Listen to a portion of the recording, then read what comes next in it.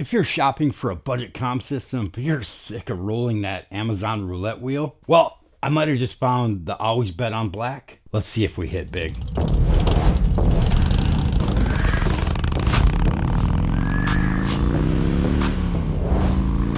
Now, I hate gambling.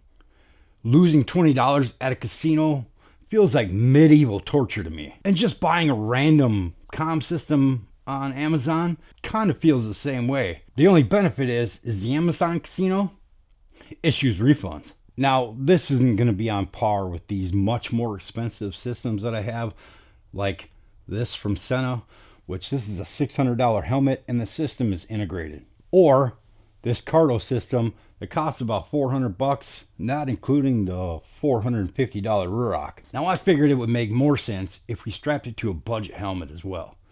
This is the YEMA YM850, which retails on Amazon for about $80. Now, I'm not going to go too in-depth with it, but let's cover this YM850 when we hop on the bike. At V-Twinkie, we're making a serious change at how we handle helmet reviews. I will be contacting brands that I plan to review, whether I purchased it, got it for free on Amazon Vine, no matter how I come about it. I will be asking for safety certifications, whether it's DOT, SNEL, or ECE. I want documentation provided to me that I can prove to you guys that these actually passed. I'm not really calling these guys out or these guys. It's the Amazon brands. For instance, this YEMA, I contacted YEMA.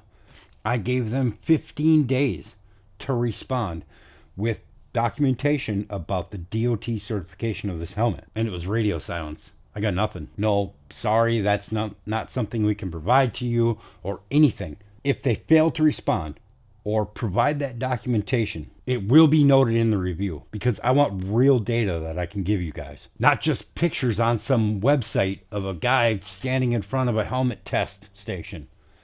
That doesn't prove that you actually certified it.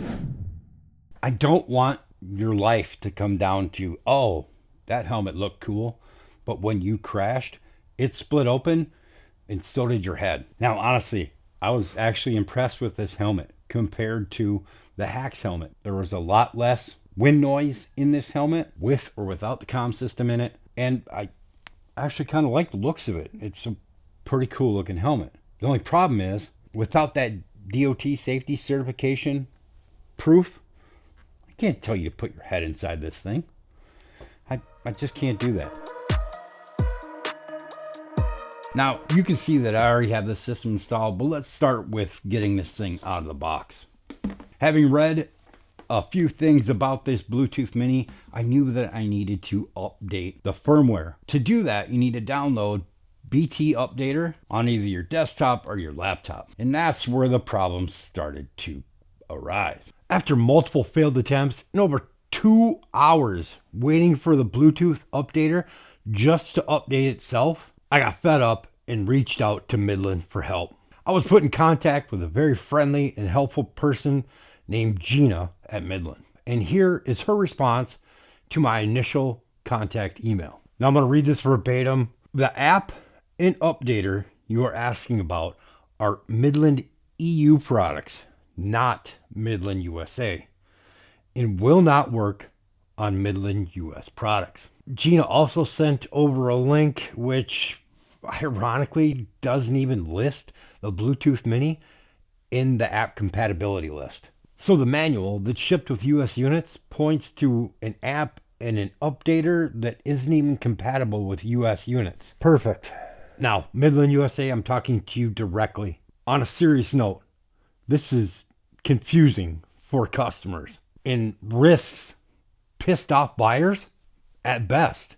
Now, if the US lineup doesn't support the app or the updater, there should have been a flyer in this product that clearly stated that. These shouldn't have just made it from the ship to your retailers. Now, getting the system installed was a breeze. It's got the speakers, has the mic, and has the mount for the comm system itself. This helmet is a little bit interesting. There's some space back here, a nice spot to tuck all these wires in. Otherwise, everything is routed normally. It just A bunch of it is here, which I found very beneficial. Getting this mounted up to the helmet was super simple. Once the install of all the wiring was done, you just set this back on here, click it in, and it's locked and good to go. Plug your wires in, and you're ready to hit the road. Now to turn the system on, it's just these two buttons here. You hold.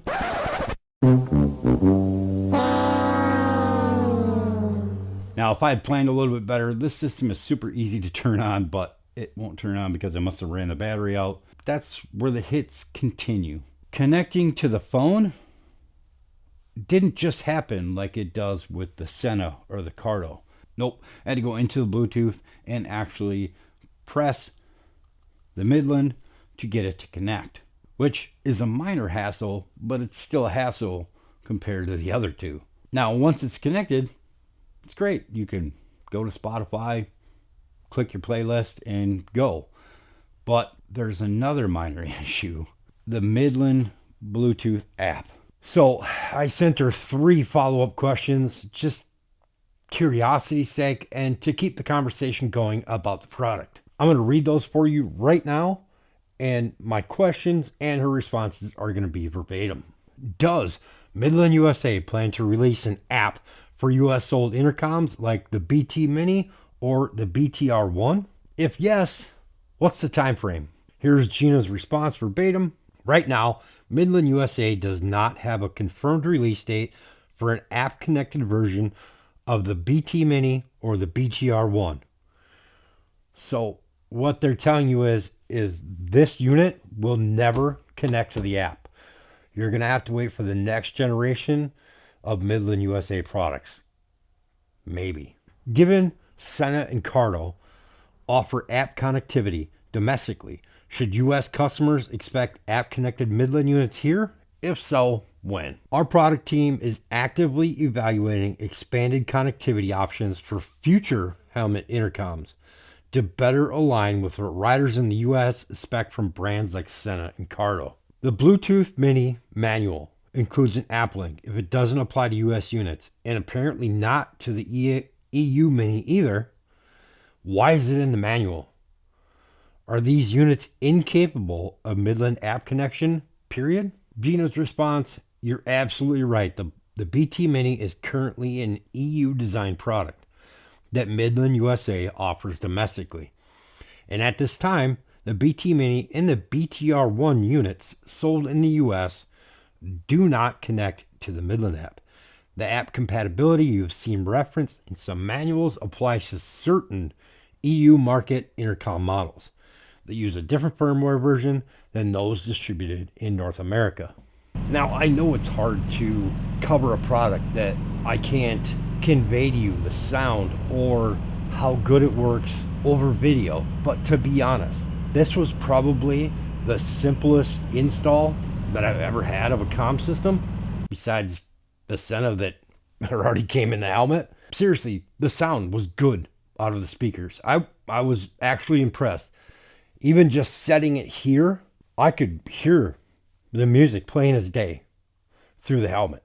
And when it's next to your ears, it sounds even better.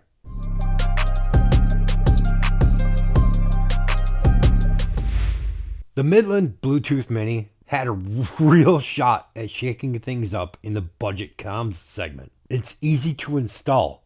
The hardware is solid. The price is right, and on paper, it should have been a contender. So really what you end up with is a good basic intercom system that can't live up to what's printed on the box. And that's a shame, because if Midland could get their software sorted out, this thing could have been a real problem for Senna and Cardo. Right now, I cannot in good faith recommend this.